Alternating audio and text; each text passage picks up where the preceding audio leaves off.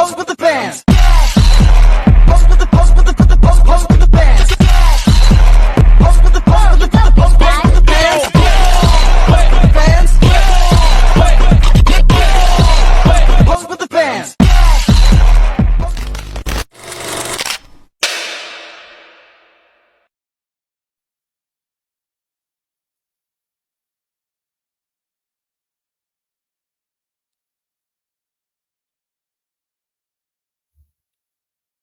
Indonesia sebagai negara kepulauan terbesar di dunia dengan populasi keempat terbesar, senantiasa menghadapi dinamika dan tantangan yang kompleks. Dinamika ini mencakup berbagai aspek seperti pertumbuhan ekonomi, perkembangan sosial, hingga isu-isu politik dan lingkungan. Macam-macam dinamika di Indonesia. Pertama, demografi dan bonus demografi. Indonesia sedang atau telah melewati fase bonus demografi, di mana pada hal ini proporsi penduduk Indonesia produktif lebih besar.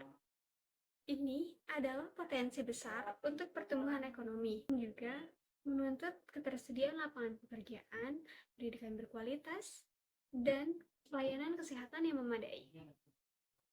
Yang kedua, ada pertumbuhan ekonomi. Dalam beberapa dekade terakhir, Indonesia menunjukkan pertumbuhan ekonomi yang stabil, yang didorong oleh konsumsi domestik, investasi, dan ekspor sumber daya alam. Namun, ada kebutuhan untuk diverifikasi ekonomi agar tidak terlalu bergantung pada komoditas. Yang ketiga, urbanisasi, di mana proses urbanisasi ini berjalan dengan cepat, dengan perpindahan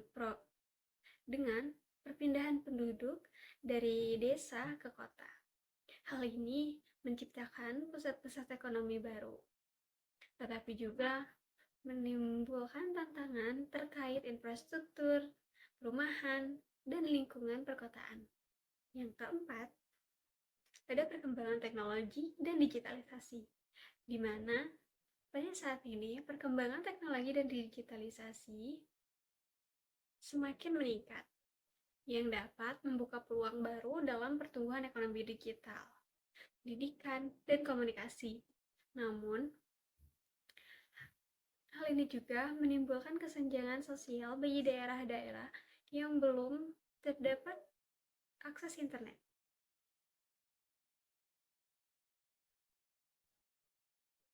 Selanjutnya, ada tantangan di Indonesia. Yang pertama, ada kesenjangan sosial dan ekonomi. Meskipun pertumbuhan ekonomi di Indonesia ini sangat meningkat, tapi kesenjangan pendapat dan kekayaan masih menjadi masalah yang sangat serius, baik itu antar individu maupun antar wilayah. Hal ini dapat berpotensi memicu ketidakpuasan sosial. Yang kedua, ada pemerataan pembangunan. Pembangunan di Indonesia ini masih terkonsentrasi di wilayah-wilayah bagian barat, khususnya daerah Pulau Jawa. Wilayah bagian timur masih tertinggal dalam hal infrastruktur, akses pendidikan, dan pelayanan dasar. Yang ketiga, ada kasus korupsi. Kasus korupsi ini masih menjadi hambatan besar bagi pembangunan dan kepercayaan publik, di mana upaya pemberantasan korupsi masih harus terus dilakukan. Namun, hal ini memerlukan komitmen yang kuat dan sistem yang lebih efektif agar kasus korupsi ini dapat segera diatasi.